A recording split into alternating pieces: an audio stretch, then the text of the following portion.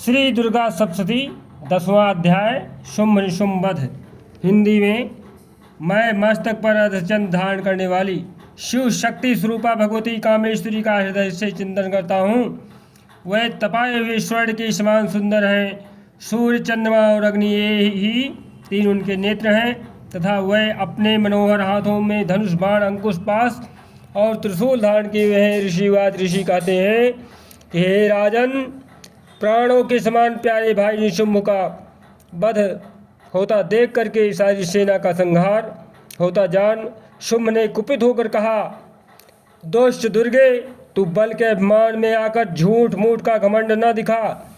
तू बड़े मारनी बनी हुई है किंतु दूसरी स्त्रियों के बल का सहारा लेकर लड़ती हो। इस प्रकार से जो है वह दुष्ट ललकारा। देव्यावाज देवी ने कहा, देवी बोली, ओ दुष्ट, मैं अकेली हूँ। इस संसार में मेरे सिवा दूसरा कौन है?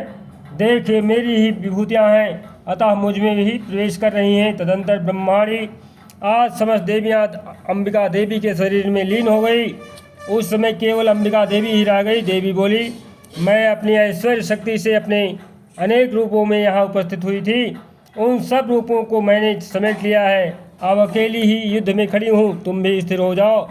ऋषिवाद ऋषि कहते हैं कि तदंतर देवी और शुंभ दोनों में जो है महाभयानक युद्ध छिड़ गया और बाणों की वर्षा तथा तीखे शस्त्रों के द्वारा जो है दारुण अस्त्रों के प्रहार के कारण उन दोनों का युद्ध सब लोगों के लिए बड़ा भयानक प्रतीत हुआ।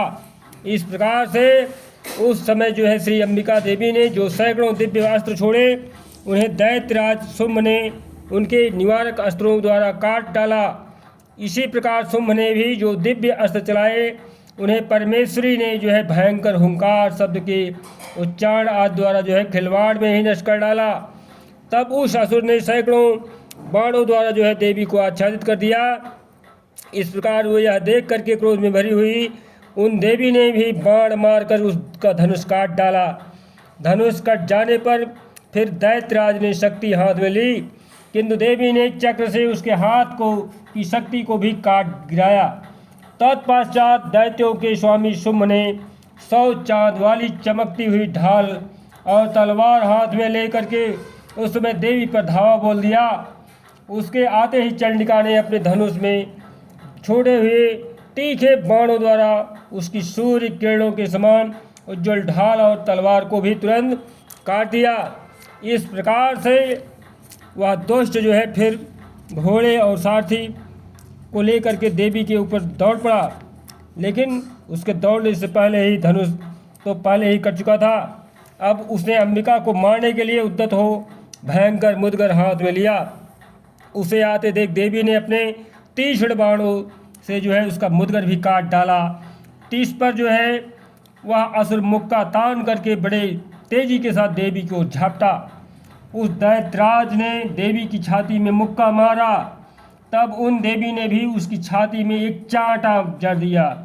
देवी का थप्पड़ खा करके दैत्यराज शुंभ पृथ्वी पर गिर पड़ा, किंतु पुनः सहसा पूर्वत उठ करके वह खड़ा हो गया। फिर वह उछला और देवी के ऊपर जा करके आकाश में खड़ा हो गया।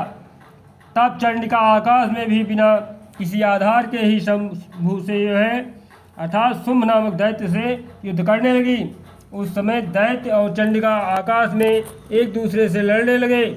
उनका यह युद्ध पहले सिद्ध और मुनियों को विस्मय में डालने वाला हुआ।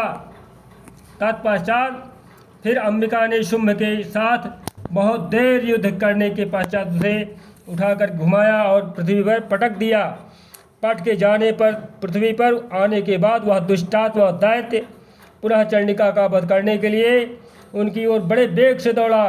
तब समस्त दैत्यों के राजा शुंभ को अपनी ओर आते देख देवी ने त्रिशूल से उसकी छाती छेद कर उसे पृथ्वी पर गिरा दिया। देवी के शूल की धार से घायल होने पर उसके प्राण पखेरु उड़ गए और वह समुद्रों, द्वीपों और जो है पर्वतों सहित समूची पृथ्वी को कपाता हुआ भूमि पर गिर पड़ा। तदंतर उस दुरात्मा के मारे जाने पर संपूर्ण जगत प्रसन्नतापूर्वक पूर्ण स्वस्थ हो गया तथा आकाश स्वच्छ दिखाई देने लगा। पहले जो उत्पात सूचक मेघ और उल्कापात होते थे वह सब शांत हो गए तथा उस दैत्य के मारे जाने पर नदियाँ भी ठीक मार्ग से बहने लगी। इस प्रकार जो है शुंभ की मृत्यु के बाद संपूर्ण देवताओं का हृदय हर्ष से भर गया और गंधर्व गुण मधुर गीत गाने लगे। दूसरे गंधर्व बाजे बजाने लगे और अप्सराएं नाचने लगी। पवित्र वायु बहने लगी। सूर्य की प्रभा उत्तम हो गई। अग्निशाला की बुझी हुई आग अपने आप प्रज्वलित हो उठी तथा संपूर्ण दिशाओं के भयंकर शब्द शांत हो गए। इस प्रकार से जो है श्री मार्कंडेय पुराणे सावर्णिक के मनवंतरे देवी महात्म्य शुंभ बधो दुर्गा सप्तशती नाम 10वां अध्याय संपूर्ण। जय